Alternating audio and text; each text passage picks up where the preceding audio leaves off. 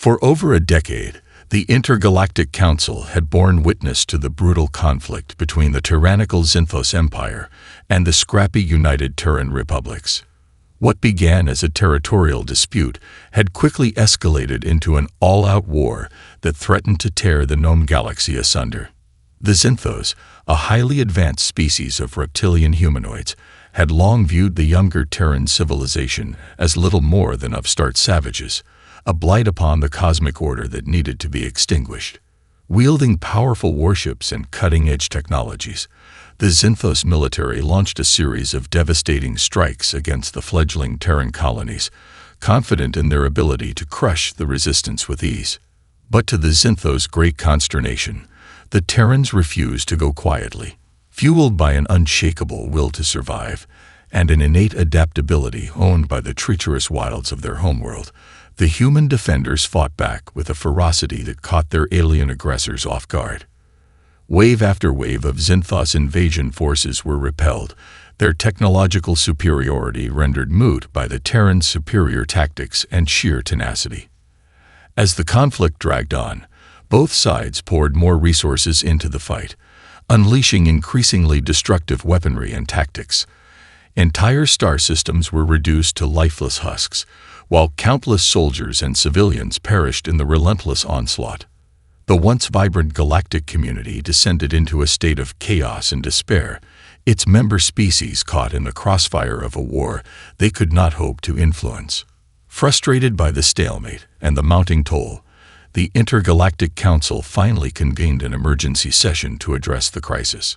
Representatives from across the galaxy gathered in the ornate halls of the Central Nexus, their faces etched with worry and uncertainty. "This conflict has gone on for far too long," announced Councillor Vexus, a stern-faced Xanthos diplomat. "The Terrans have proven to be a more formidable foe than we ever anticipated, but their resistance must be crushed. For the sake of peace and stability in the galaxy, we cannot allow these upstarts to continue their defiance." A murmur of agreement rippled through the assembled delegates, but not everyone was convinced. Seated near the back of the chamber, Admiral Evelyn Nakamura of the United Terran Republics listened to Vex's words with a growing sense of unease. As one of the few human representatives on the council, she had witnessed firsthand the devastating toll of the war and the determination of her fellow Terrans to fight for their freedom. "Councillor Vexus makes a fair point," Nakamura said, rising to her feet. "The conflict has indeed gone on for far too long, and the cost in lives and resources has been staggering. However, I would caution against dismissing the Terrans as mere upstarts. Our species has proven time and again that we possess a resilience and adaptability that the Xanthos have underestimated." Vex's scales rippled with annoyance, but Nakamura pressed on, undaunted. "The Terrans have held their own against the might of the Xanthos Empire, and I believe we have yet to see the full extent of our potential. Perhaps, rather than seeking to crush us, we should explore alternative paths to end this war and bring lasting peace to the galaxy." The other delegates murmured and shifted uncomfortably in their seats, uncertain of how to respond to Nakamura's impassioned plea. The tension in the chamber was palpable, as the fate of billions hung in the balance. Finally, after a long moment of silence, the Intergalactic Council's leader, the venerable Grand Archon Caloran, raised a weathered hand to bring the assembly to order. "Admiral Nakamura raises a valid concern," the Archon said, his deep, resonant voice commanding the attention of all present. "This war has cost us dearly, and we must find a way to end the bloodshed before it consumes us all. To that end, the Council has decided to convene a large-scale war game simulation, pitting the greatest military minds from across the galaxy against one another in a controlled environment." Nakamura felt a glimmer of hope stir within her. "And what is the purpose of this simulation, Archon?" Caloran's eyes narrowed, his tone grave. "To uncover a solution that will bring this decade-long conflict to a decisive end, once and for all." As the Intergalactic Council's war game simulation drew near, representatives from across the galaxy began to arrive at the Central Nexus, each eager to showcase the might of their respective militaries. Among them was a ragtag team of young Terran military cadets, hailing from the infamously lethal homeworld of Earth. Dismissed as little more than undisciplined savages by the seasoned Xanthos officers, these Deathworlders, as they were known, possessed reflexes, endurance, and tactical creativity that far surpassed their alien counterparts. Led by the bold and cunning cadet commander Michael Donovan, the Terran cadets were determined to prove the worth of their species to the skeptical galactic community. As the simulation commenced, the Deathworlders found themselves pitted against the most advanced fleets and battle-hardened veterans the Xanthos Empire could muster. The alien officers, confident in their technological superiority and years of combat experience, viewed the human cadets as little more than cannon fodder, certain that their forces would crush the Terran upstarts with ease. But from the very first engagement, the Deathworlders defied all expectations. Impossible. Commodore Xarog, the Xanthos fleet commander, bellowed as he watched his prized warships succumb to the relentless onslaught of the Terran cadets. Their movements are too erratic, their tactics too unorthodox. How can these children outmaneuver my most seasoned warriors? Beside him, Admiral Vexus, the Xanthos diplomat who had advocated for crushing the Terrans, narrowed his eyes, his scaled brow furrowed in a mixture of shock and grudging admiration. "These are no mere children, Commodore," Vexus murmured, his gaze fixed on the tactical display as the Terran cadets executed a daring flanking maneuver that decimated a squadron of Xanthos heavy cruisers. "They fight with a ferocity and precision that I have never seen, even among our most elite forces." On the simulation's main view screen, Cadet Commander Donovan's face was a mask of grim determination as he directed his team's onslaught. His eyes flickered from one readout to the next, his fingers a blur as he issued a rapid-fire series of commands. Around him, his fellow Deathworlders moved with a fluid, almost preternatural grace, anticipating each other's moves and seamlessly coordinating their attacks. "Remember, cadets," Donovan's voice crackled over the communication channel. "These Xanthos may have the numbers and the technology, but we have something they can never match: the indomitable spirit of humanity. Stay focused, keep your wits about you, and show these reptilian bastards what we're made of." A chorus of affirmations echoed through the command deck, and the Terran cadets redoubled their efforts, their ships weaving through the Xanthos formations with dizzying speed and precision.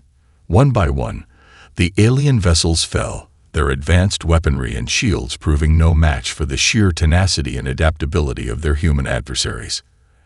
As the simulation reached its climactic conclusion, the Xanthos forces lay in tatters, their once mighty fleets reduced to a scattering of battered hulks, drifting aimlessly through the virtual battlefield. Commodore Xarog could only stare in stunned silence, his scales rippling with a mix of disbelief and growing unease. "How?" he began, his voice barely above a whisper. "How is this possible?" Beside him, Admiral Vexus slowly shook his head, his expression unreadable. "I believe," he murmured, "we have gravely underestimated the Terrans." On the command deck, Cadet Commander Donovan allowed himself a fleeting grin, his eyes shining with a fierce pride. "Welcome to the Death World, gentlemen," he said, his voice dripping with triumph. "Now you know why we Terrans are not to be trifled with." As the simulation came to a close, a hush fell over the Intergalactic Council's observation chamber. All eyes turned to Admiral Evelyn Nakamura, who sat silently, a small smile playing at the corners of her lips. She had known, from the moment the Deathworlder cadets had been selected, that this day would come, the day when the galaxy would finally bear witness to the true power of humanity. As the Intergalactic Council's war game simulation entered its critical stages, the Terran Deathworlder cadets continued to shatter the Xanthos forces with their relentless onslaught. Time and again, the alien officers watched in dismay as their most advanced warships and battle-tested strategies crumbled before the human cadets' unorthodox tactics and lightning-fast reactions. Cadet Commander Michael Donovan directed his team's assault with a cool, calculating precision that belied his youth. His eyes darted across the tactical display, his fingers flying over the command console as he issued a barrage of orders, each one delivered with unwavering confidence. Captain Nguyen, swing your squadron around the left flank and hit their rear echelon. Lieutenant Akiko, concentrate all available firepower on that heavy cruiser. I want its shields down in 30 seconds. Ensign Ramirez, ready boarding parties. We're taking that battleship intact. Around him, the Deathworlder Cadets executed their maneuvers with a fluid, almost preternatural grace, their movements seamlessly synchronized as they pressed their advantage. Zinthos warships that had once dominated the battlefield found themselves outmaneuvered and outgunned, their powerful technologies and formidable defenses rendered helpless against the Terrans' relentless onslaught. Commodore Xarag, the Zinthos fleet commander, could only stare in disbelief as his forces crumbled. Impossible, he roared, his scaled fists pounding the armrest of his command chair. These Terran whelps should not be able to outclass our most seasoned veterans. What sorcery is this? Admiral Vexus, seated beside him, remained silent, his reptilian gaze fixed on the tactical display. As Harrog ranted and cursed, the veteran diplomat's mind raced, piecing together the fragments of data and observations that had accumulated throughout the simulation. It is not sorcery, Commodore, Vexus finally said, his voice low and contemplative. It is something far more dangerous, the raw, untapped potential of the human species. Xarag whirled to face his colleague, his yellow eyes narrowed in suspicion. Explain yourself, Vexus. How can these primitive Terrans possibly outmatch the might of the Zinthos Empire?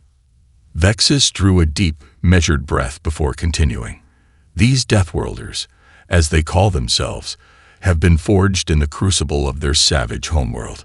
Their reflexes, their endurance, their capacity for innovation, all of it honed by the constant struggle for survival on a planet that seeks to kill them at every turn. The Commodore's scales rippled with unease. Are you suggesting that these Terrans are superior to us? Not superior, per se, Vexus replied, his voice tinged with a note of contemplation. But different, fundamentally different.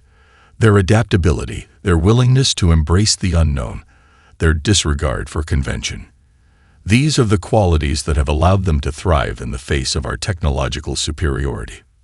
Xarag opened his mouth to retort, but Vexus raised a hand, silencing him. Look at them, Commodore. Look at how they move, how they think. They do not simply react to our tactics.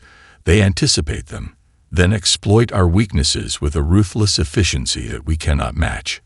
On the view screen, the Terran cadets continued their relentless assault, their ships darting and weaving through the Zinthos formations with a fluidity that bordered on the preternatural. Donovan's face was a mask of focus, his eyes narrowed as he meticulously coordinated his team's maneuvers, each decision made with the precision of a seasoned veteran. These are not mere children, Vexus murmured, a note of begrudging respect creeping into his tone. They are warriors, forged in the fires of their homeworld, and they have come to show us the true extent of human potential. Xarag opened his mouth to speak, but the words died on his lips as he watched the last of his battleships succumb to the Terran onslaught. For a long, tense moment, the Zinthos officers sat in stunned silence, their once vaunted fleets reduced to little more than drifting wreckage. Finally, Vexus turned to his colleague, his expression unreadable. Commodore, I believe it is time we reevaluate our assumptions about the Terrans. This simulation has shown us that they are far more than mere upstarts. They are a force to be reckoned with, one that may very well hold the key to ending this war. Xarag's scales rippled with a mix of grudging acknowledgement and growing unease. Then what do you propose we do, Admiral? Vexus' eyes narrowed, a glimmer of something akin to anticipation flickering in their depths. We must convince the Intergalactic Council to hear them out. The future of the galaxy may very well depend on it. As the Intergalactic Council's war game simulation drew to a close, all eyes in the observation chamber turned to Admiral Evelyn Nakamura of the United Terran Republics. The veteran officer had watched the entire spectacle unfold with a growing sense of pride and anticipation, her lips curving into a small, satisfied smile. Nakamura had known from the moment the Deathworlder Cadets were selected to participate that this day would come, the day when the galaxy would finally bear witness to the true power of humanity. And now, as she observed the Zinthos forces crumbling before the relentless onslaught of the Terran youths, she knew that the time had come to seize the opportunity. Rising from her seat, Nakamura strode towards the central dais, her every step radiating a quiet confidence. The assembled delegates, both Zinthos and representatives from the other galactic powers, fell silent, their attention fixed on the human admiral. Esteemed members of the Intergalactic Council, Nakamura began, her voice clear and unwavering. What you have witnessed here today is a testament to the boundless potential of the human species. These Deathworlder Cadets, mere children in the eyes of many, have shattered the might of the Zinthos forces that have dominated this conflict for over a decade. Commodore Xarug's scales rippled with barely contained fury, but Nakamura pressed on, undaunted. For too long, the Terrans have been dismissed as savage upstarts, unworthy of a place at the galactic table. But this simulation has shown us that we possess a resilience, an adaptability, and a sheer tenacity that none of you could have anticipated. Vexus, the Zinthos diplomat, leaned forward in his seat, his eyes narrowed thoughtfully. Nakamura met his gaze, her own expression unwavering. I come before you today with a proposal, Nakamura continued, her tone rich with conviction. Let us end this war, not through continued bloodshed, but through cooperation and understanding. The Terrans are willing to negotiate a ceasefire, but we demand one condition: that the Zinthos Empire recognize our status as an equal power in the galaxy, and that we be granted a seat on the Intergalactic Council. A murmur of shock and disbelief rippled through the chamber, with the Zinthos delegates in particular reacting with outrage. Outrageous. Commodore Xarug bellowed, his scales flashing with fury. The Terrans have done nothing to earn such a privilege. Their mere presence here is an affront to the established order. Nakamura held up a hand, silencing the Commodore. The Terrans have earned their place, Commodore, through the blood and sacrifice of our people. We have fought against your might for over a decade, and now, through the actions of these Deathworlder cadets, we have proven the true extent of our capabilities. Vexus raised a clawed hand, his movements slow and deliberate. Admiral Nakamura, your proposal is intriguing. However, the Zinthos Empire will not simply capitulate to your demands. We have spent countless lives and resources in this conflict, and to suddenly cede ground to the Terrans would be seen as a sign of weakness. Nakamura's eyes narrowed, her gaze unwavering.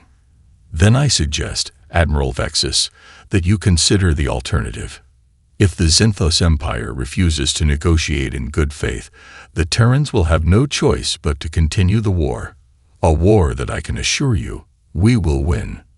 The chamber fell silent, the gravity of Nakamura's words hanging in the air. Commodore Xarug's scales rippled with a mixture of outrage and trepidation, while Vexus sat back in his seat, his expression pensive. Finally, the aged Grand Archon Caloran rose from his chair, his weathered features etched with a thoughtful frown. The Intergalactic Council will consider your proposal, Admiral Nakamura, the Archon announced, his deep voice resonating through the chamber. We will convene a special session to discuss the matter further. In the meantime, I suggest that both the Zinthos and the Terrans refrain from any further hostilities. Nakamura inclined her head in acknowledgement, a glimmer of triumph in her eyes. Thank you, Archon. I can assure you that the Terrans are willing to negotiate in good faith for the sake of lasting peace in the galaxy. As the delegates began to file out of the chamber, Nakamura caught Vexus' gaze, and for a fleeting moment, the two shared a silent understanding. The future of the galaxy hung in the balance, and the Terrans were poised to leave an indelible mark on the course of history. The Intergalactic Council's special session convened amidst a palpable tension that hung over the Grand Chamber. Delegates from across the galaxy, both Zinthos and representatives of other powers, had gathered to hear Admiral Evelyn Nakamura's bold proposal, a ceasefire between the Terran republics and the Xenphos Empire, in exchange for the recognition of humanity's equal status and a permanent seat on the council. As Nakamura took the floor, she could feel the weight of countless eyes upon her, some filled with skepticism, others with cautious curiosity. Straightening her shoulders, the veteran admiral launched into her presentation, her voice clear and unwavering. Esteemed members of the Intergalactic Council, I come before you today with the sincere desire to end this devastating conflict that has ravaged our galaxy for far too long. Nakamura paused, her gaze sweeping across the assembly. The Terran republics have fought tirelessly against the Xenphos Empire, and as the war game simulation has shown, our people possess a resilience and adaptability that none of you could have anticipated. Commodore Xaroak, the Xenphos fleet commander, shifted uncomfortably in his seat, his scales rippling with barely contained anger. Nakamura's eyes briefly met his, and she saw the glimmer of grudging respect that lurked beneath the Commodore's outward hostility. We are willing to negotiate a ceasefire, but we have one non-negotiable demand, Nakamura continued, her tone hardening. The Xenphos Empire must recognize the Terran republics as an equal power in the galaxy, and we must be granted a permanent seat on the Intergalactic Council. A murmur of shock and disbelief swept through the chamber, with the Xenphos delegates reacting with particular vehemence. Outrageous! Xerog bellowed, his voice echoing off the high ceilings. The Terrans have done nothing to deserve such an honor. Their mere presence here is an affront to the established order. Beside the Commodore, Admiral Vexus raised a clawed hand, silencing his colleague. Please, Commodore, let us hear Admiral Nakamura out. Turning his attention to the Terran representative, Vexus spoke in a measured tone. Your proposal is indeed intriguing, Admiral. However, you must understand the gravity of what you are asking. The Xenphos Empire has poured countless resources and lives into this conflict. To suddenly cede ground to the Terrans would be seen as a sign of weakness, both by our own people and by the other galactic powers. Nakamura's gaze narrowed, her expression unwavering. I understand your concerns, Admiral Vexus, but I would remind you that the Terrans have also sacrificed much in this war. Our people have fought with the same tenacity and determination as your own, and now, through the actions of our Deathworlder cadets, we have proven our worth to the galaxy. Vexus' eyes flashed with a hint of begrudging respect. That may be true, Admiral. However, the Xenphos Empire is not the only power that must be convinced of the Terrans' worthiness. There are other delegates here who may be equally, if not more, resistant to your proposal. Nakamura's gaze swept across the assembled delegates, her expression hardening. Then let them voice their objections. The Terrans are willing to negotiate in good faith, but we will not back down from our rightful place in the galactic community.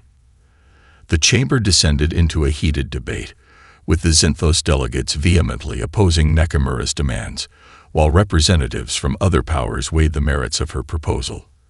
As the arguments raged on, Nakamura remained steadfast, her eyes fixed on the Grand Archon, who sat in stoic silence, observing the proceedings with a thoughtful frown. Finally, after what seemed like an eternity, Calvin raised a weathered hand, silencing the chamber. It is clear that this matter requires further discussion. The Archon's gaze swept across the assembly, his expression grave. The Intergalactic Council will adjourn to deliberate on Admiral Nakamura's proposal. In the meantime, I implore all parties to refrain from any further hostilities. As the delegates began to file out of the chamber, Nakamura caught Vexus' gaze once more. The Xenphos diplomat's expression was unreadable, but Nakamura could see the glimmer of contemplation in his eyes.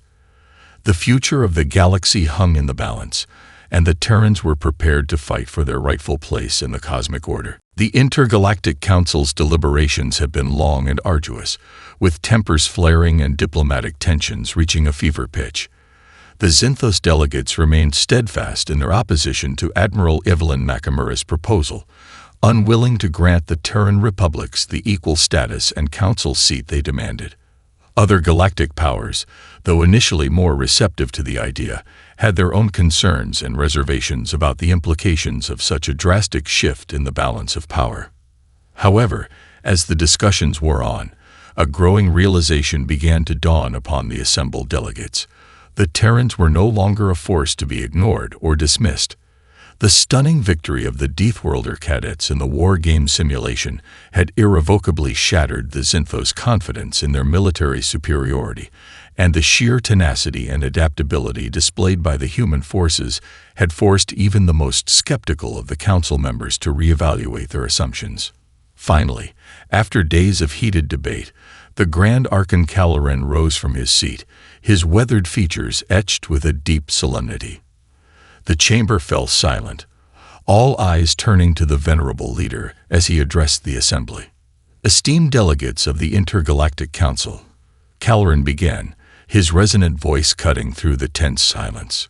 We have deliberated long and hard on the proposal put forth by Admiral Nakamura and the Terran Republics. It is clear that the events of the war game simulation have had a profound impact on the course of this conflict, and we can no longer ignore the reality of the Terran's potential as a galactic power. Commodore Xarug's scales rippled with a mix of anger and trepidation, but the Archon raised a hand, silencing the Xanthos officer before he could interject. However, Caloran continued, his gaze sweeping across the chamber. We must also consider the political and diplomatic ramifications of granting the Terrans the status they demand. The Xanthos Empire has invested heavily in this war, both in terms of resources and lives lost, and to simply capitulate to the Terrans' terms would be seen as a grave weakness by our own people, as well as by the other powers represented here. Nakamura tensed, her eyes narrowing, but the Archon raised a placating hand. That being said, we cannot ignore the clear evidence of the Terrans' capabilities, nor the danger of continued conflict. Therefore, the Intergalactic Council has reached a decision. The chamber held its collective breath, the tension palpable as Caloran paused, his expression solemn. We will declare an immediate ceasefire between the Terran Republics and the Xanthos Empire. Both sides will be required to withdraw their forces and cease all hostilities, effective immediately. A murmur of surprise and relief swept through the assembled delegates, but the Archon raised his hand, silencing them once more. However, the Terrans' demand for equal status and a seat on the Intergalactic Council will not be granted at this time. Nakamura's expression darkened, but Caloran pressed on. Instead, we will convene a series of peace talks, mediated by the Council, where both sides will be required to negotiate in good faith towards a lasting resolution to this conflict. Commodore Xarug's scales flashed with triumph, but Vexus, the Xanthos diplomat, remained silent, his gaze fixed on the Archon with a thoughtful frown. The Terrans will be afforded observer status on the Council during these negotiations, Caloran continued, and will be granted certain diplomatic privileges, but their full membership and equal representation will be contingent on the successful outcome of the peace talks. Nakamura's expression was unreadable, but the Archon could see the glimmer of determination in her eyes. This is not the outcome we had hoped for, Archon, she said, her voice measured. But we are willing to negotiate in good faith for the sake of lasting peace in the galaxy. Caloran inclined his head in acknowledgement.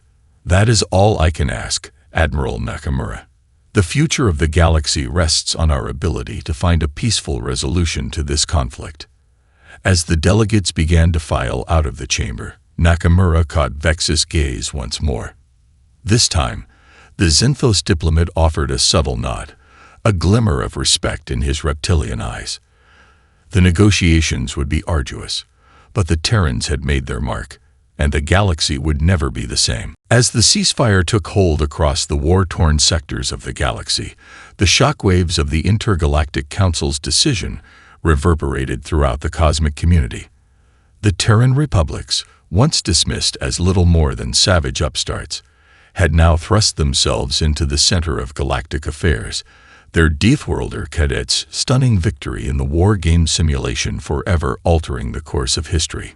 For the Xanthos Empire, The aftermath of the ceasefire declaration was a bitter pill to swallow. Commodore Xarug, the once vaunted fleet commander, had been forced to withdraw his forces, his scales rippling with a mixture of grudging acceptance and barely contained fury.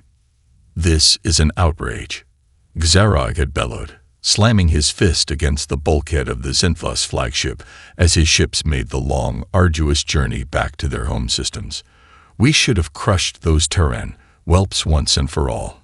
Not agreed to this humiliating ceasefire." Beside him, Admiral Vexus remained silent, his reptilian gaze fixed on the swirling vortex of hyperspace beyond the viewports. The veteran diplomat knew that Xarug's outrage was understandable, but he also recognized the gravity of the situation they now faced. "You must understand, Commodore," Vexus said, his voice low and measured, "that we are no longer dealing with mere whelps. The Terrans have proven their mettle, and the Intergalactic Council has seen the truth of their capabilities." Xarug's scales flashed with indignation. "Then why have we not crushed them? Why have we allowed them to dictate the terms of this ceasefire?" Vexus turned to face his colleague, his expression unreadable. "Because, Commodore, to do so would be to risk the complete annihilation of the Xinfos Empire. The Terrans have shown us that they possess a resilience and an adaptability that we have thoroughly underestimated. To continue this war would be to court our own destruction." Xarug opened his mouth to protest, but the words died on his lips as the gravity of Vexus' words settled upon him. The Commodore's scales rippled with a mixture of shame and reluctant acceptance, and he slumped back in his seat, his earlier bravado diminished. "Then what do we do, Admiral?" Xarug asked, his voice tinged with a rare note of uncertainty. "How do we salvage the honor of the Xinfos Empire in the face of this humiliation?" Vexus' expression hardened, his reptilian eyes gleaming with determination. "We adapt, Commodore. We learn from the Terrans, and we prepare ourselves for the challenges that lie ahead. For the future of the Xinfos Empire depends on our ability to understand and respect the true power of our newfound adversaries." Across the vast expanse of the galaxy, the Intergalactic Council found itself grappling with the implications of the ceasefire and the Terrans' newfound status. The once dismissive delegates now eyed the human representatives with a mixture of awe and trepidation, their long-held assumptions about the galactic order thoroughly shattered. "We have overlooked the Terrans for far too long," the Grand Archon Caloran said, his weathered features etched with a thoughtful frown. "Their resilience, their adaptability, their sheer tenacity. These are qualities that we cannot afford to ignore, especially in the face of the challenges that lie ahead." The other delegates murmured in agreement, their expressions ranging from begrudging respect to outright concern. Caloran raised a hand, commanding their attention. "It is time that we reevaluate our biases and our assumptions about the human species. These Deathworlders, as they call themselves, have shown us that they are far more than mere savages. They are a force to be reckoned with, one that may very well hold the key to the future of the galaxy." As the Council's deliberations continued, a sense of unease and anticipation began to permeate the galactic community. The Terrans had proven their worth, and now the rest of the cosmos would have to adapt to this new reality, or risk being left behind in the ever-shifting tides of cosmic history. As the ceasefire took hold across the war-torn sectors of the galaxy, a palpable sense of anticipation and uncertainty gripped the cosmic community.